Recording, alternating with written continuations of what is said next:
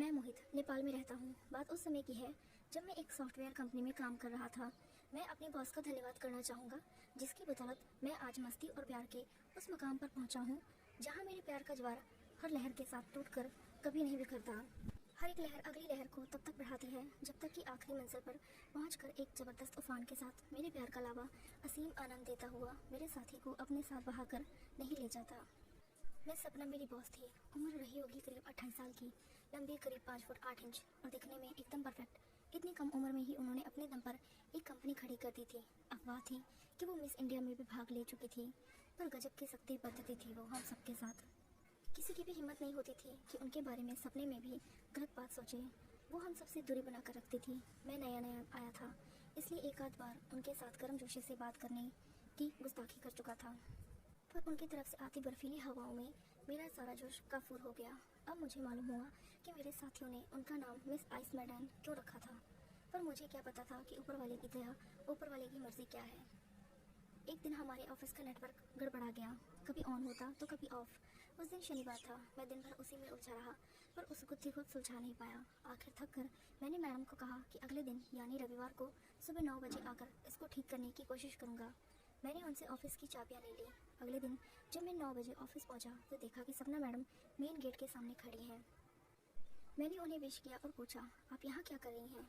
वो बोले, बस ऐसे ही घर में बोर हो रही थी तो सोचा कि यहाँ आकर तुम्हारी मदद करूँ। हम दरवाज़ा खोलकर अंदर गए। मैडम ने कहा कि आज इतवार होने की वजह से कोई नहीं आएगा, इसलिए सुरक्षा के ख्याल से दरवाज़ा अंदर से बंद कर लो।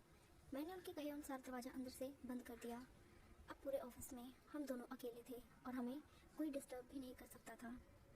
मुझे सपना मैडम की नीयत ठीक नहीं लग रही थी। दाल में ज़रूर कुछ काला था। नहीं तो भला आज छुट्टी के दिन एक छोटी सी समस्या के लिए उनको दफ्तर आने की क्या ज़रूरत। इतने वक्त से काम कर रहा हूँ, कभी नहीं देखा ना ही सुना कि इतवार के दिन मैडम ऑफिस आई। मैडम घूमकर कंप्यूटर लैब की तरफ चल दी और मैं भी मंत्रमुग्ध सा उनके पीछे पीछे चल दिया। पूरे माहौल में उनकी ही खुशबू थी। जब हम कॉरिडोर में थे तो उनके पीछे से गौर किया। हाय, क्या फिगर था।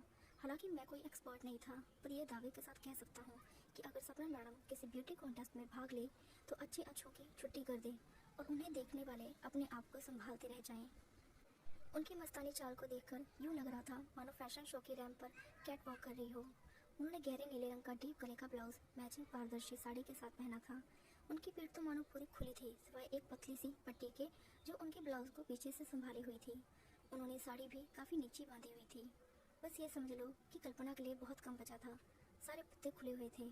अगर मुझ में जरा भी हिम्मत होती तो वहीं पर काम कर देता, पर मैडम के कड़क स्वभाव से मैं वाकिफ था और बिना किसी गलत हरकत के मन ही मन उनकी कल्पना करते हुए चुपचाप उनके पीछे पीछे चलता रहा।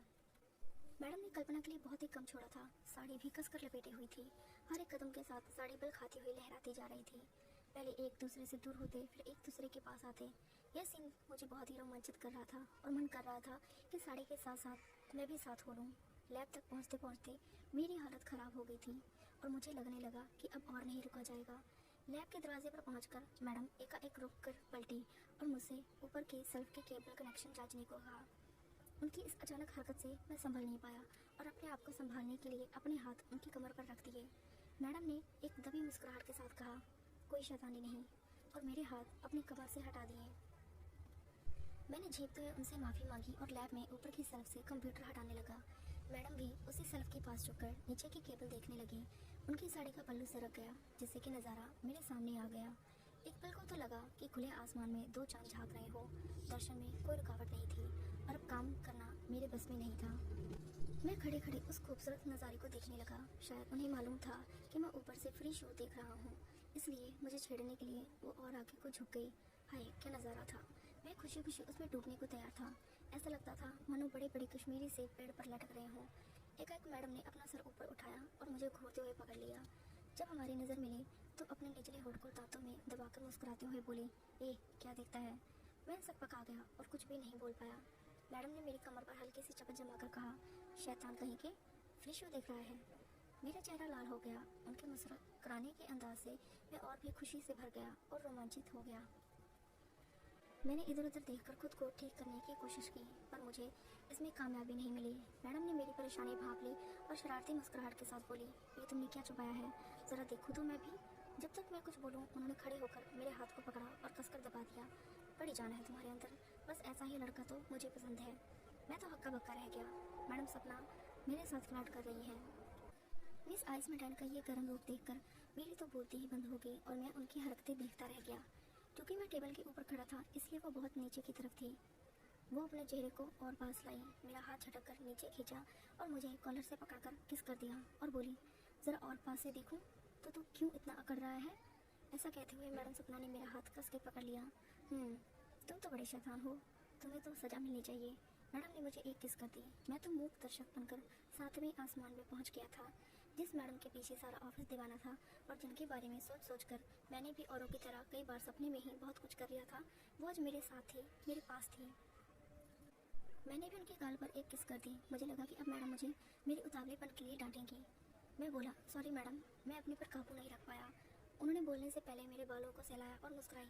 धत पगले, मैं तुम्हारी हालत का अंदाज़ा लगा सकती हूँ, लेकिन ये मैडम मैडम क्या लगा रखी है। तुम मुझे सपना कहकर बुलाओ, ठीक है ना। अब मुझे अपना काम करने दो। ऐसा कहकर मैडम ने मुझे गले लगा लिया। कुछ देर बाद वो बोली, बस इसी तरह खड़े खड़े गले लगे रहने में क्या मज़ा आएगा, थोड़ा आगे बढ़ो। मैंने उनका इशारा भाप लिया और पहले उनके गालों को सहलाया, फिर धीरे धीरे उनके बालों को हाथों को नीचे खिसकाते हुए उनकी गर्दन तक पहुंचा। जल्दी हम दोनों काफ़ी उत्तेजित और रोमांचित हो गए और हमारी सांसें तेज हो गई। मैं बोला, मैडम मैं पूरी तरह से आपको खुशी नहीं दे पा रहा हूँ, अगर इजाज़त हो तो मैं भी टेबल से नीचे उतर कर आ जाऊँ। मैडम ने मुझे गुस्से से देखा और हौले से चुटकी काट ली। वो बोली, तुम मेरी बात नहीं मान रहे हो। अगर मैं बोलती हूँ कि मुझे सपना कहकर पुकारो तो तुम मुझे सपना ही कहोगे, मैडम नहीं। मैं बोला, सॉरी सपना, अब तो मुझे नीचे आने दो। सपना ने मेरा हाथ पकड़कर टेबल से नीचे उतारने में मेरी मदद की। नीचे आते ही मैंने उनको अपने पास खींच लिया। हम दोनों एक दूसरे को कसकर जकड़ते हुए किस करते हुए कमरे के कालीन पर लुट-पुट हो रहे थे। काफ़ी देर तक यूँ मजे लेने के बाद हम दोनों बैठकर अपनी फूली हुई सांसों को काबू में करने की कोशिश करने लगे। सपना ने अपने बाल खोल दिए। मैं बालों को हटाकर उनकी गर्दन पर किस कर दिया।